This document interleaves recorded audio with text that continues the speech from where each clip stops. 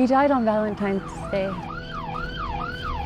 We got married in 2011. It'll be 10 years this year. I'll be down in the basement. What's in the basement? He's the love of my life. This is him holding our daughter up. Taking her to the hospital. He might be dead. She was 5 when he passed away. She's 6 now. She looks just like him. Every day I see him in her. Jamie Cordery says the death of her husband Josh started here. He was 35 years old. At the University of Utah Student Dental Clinic. I feel like he was being used as a class project. Josh had 9 severely rotten teeth pulled and was sent home with no antibiotics. They said if you just take care of it normal, it shouldn't get infected. After years of struggling with opioid abuse and rarely brushing his teeth, she says this time Josh was finally taking care of his mouth. But still, a few days later, his mouth went putrid.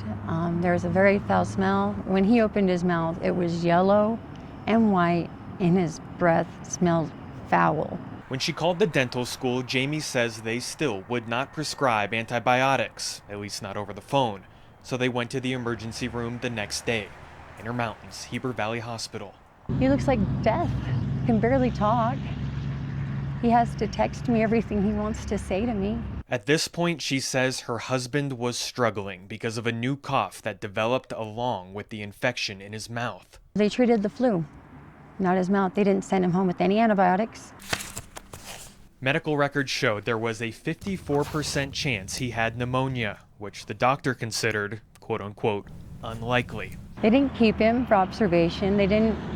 Nothing. Hindsight's 20/20, but they ignored what we went there for. 2 days later, Smack his face. What's going on, Josh? Because I'm CPR certified. She found him unconscious in the bathroom. My first response was, Josh, quit joking with me, because he had such a, kidding personality, and then I found out it was for real. Joshua! Don't die on me! He did have oral surgery about a week and a half, 2 weeks ago. He's been sick. He's had recent oral surgery and the flu. And he just got out of the hospital, a couple of days ago. From square one, I knew it had something to do with his teeth, because there was no antibiotics from square one. Joshua Cordery's death certificate shows lung damage caused by the flu, pneumonia, and Streptococcus intermedius bacteremia, the same bacterial infection found in his mouth. Streptococcus intermedius is treated like many other bacterial infections with a standard course of antibiotics. People who are long-time drug users generally have a compromised immune system. Dr. Stanley Lane is an attorney and oral surgeon not affiliated with this case. He says Josh should have been prescribed antibiotics from the very beginning due to his medical history and risk factors. This guy, was not taking care of his mouth, including an infection that had already spread into the bone and tissue surrounding his teeth at the time of the procedure. There's no question when an infection is present, antibiotics should be given either before the surgery, during the surgery, or for sure subsequent to the surgery. A spokesperson for the University of Utah disagrees, saying in a statement their team provided care based on best practices and on guidelines recommended by the American Dental Association and the American Heart Association.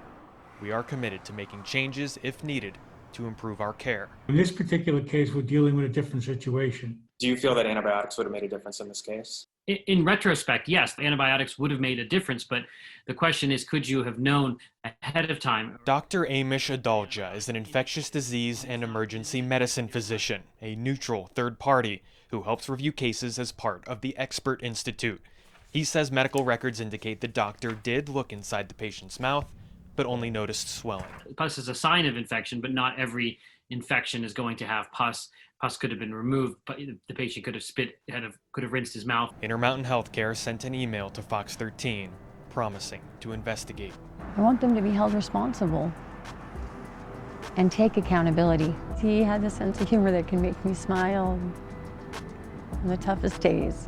He was the first man that ever made me feel like I was truly beautiful.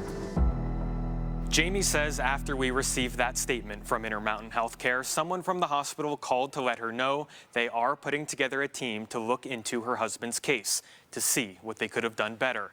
She says the hospital told her it could take a month for that investigation to finish. Reporting in studio, Adam Herbetz, Fox 13 News, Utah.